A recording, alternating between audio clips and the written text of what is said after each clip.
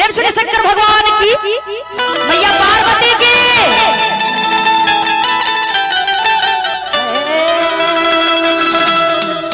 कि भोले बाबा एलकुन में माने सखिया ए सखी आया मन दुल्हा ऐसन करिहा उनका माने सखिया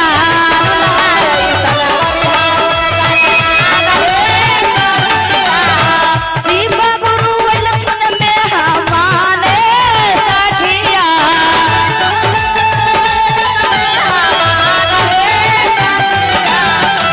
होया अपन दुल्हा ऐसन करिहा उनका माने सखिया दुल्हा ऐसन करिहा उनकर माने सखिया दुल्हा ऐसन करिहा उनका माने सखिया।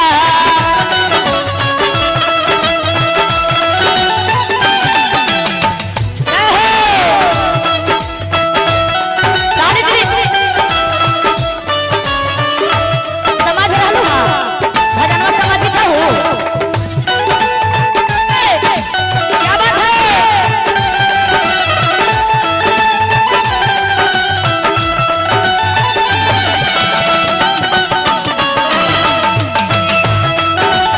वाह मुन्ना भैया वाह वाह। रमेश भैया ध्यान देके और देखा ये सखी हो देखो बोला बोला मीठा मीठा में भैया हो ये सखी देखो देखो कितना भारी भारी बारात लेके अइलन है। बराती हो हाँ तो का तो है खाली भूत बैठाल आही रे दादा अपने जे अइलन भोला बिछड़ आइलन हो अपने जे अइलन भोला अपने जे अइलन भोला बिछड़ आइलन हो अपने जे अइलन भोला गलिए गलिए टूना कैलन सखिया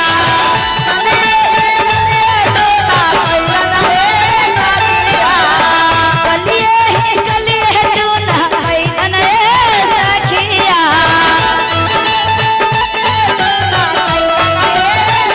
भोले बाबा अइलन में माने सखिया भोले बाबा अइलन में माने सखिया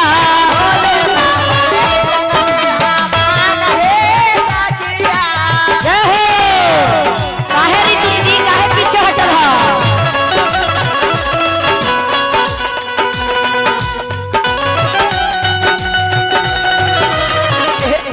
जय हो भैया छोटका भैया ताली बजाओ मीठा मीठा बाबा के दरबार है। जय हो क्या बात है।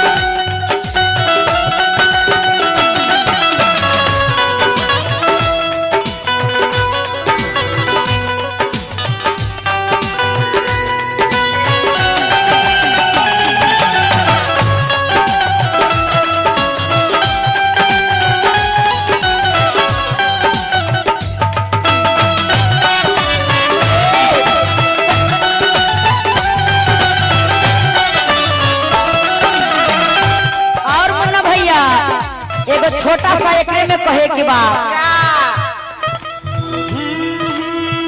कहाँ के रे तोर भैया कहवा के दीदी है कहाँ के रे तोर भैया कहवा के दीदी है कहवा के शिव गुरु के बहर के शिव गुरु दया बड़ा सब रहे के बहर के शिव गुरु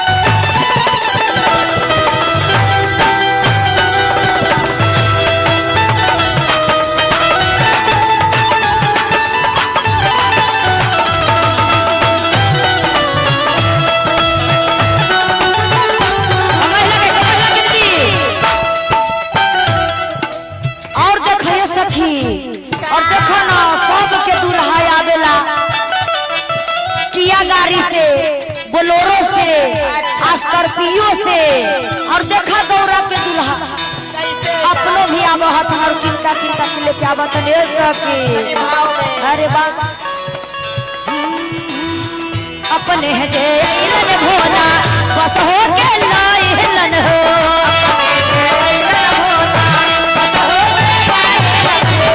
अपने जे अइलन भोला बस हो के लाइलन हो।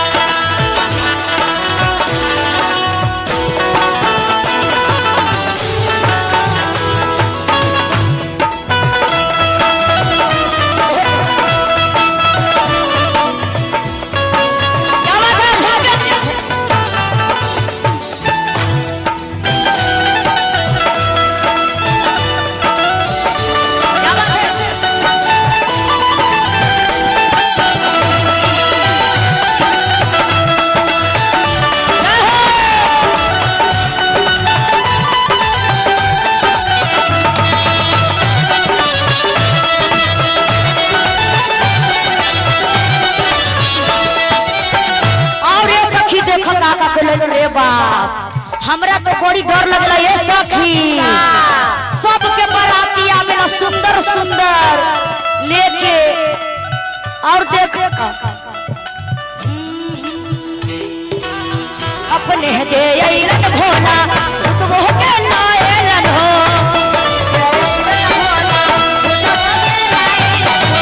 अपने जे अइलन भोला तो के नायलन हो।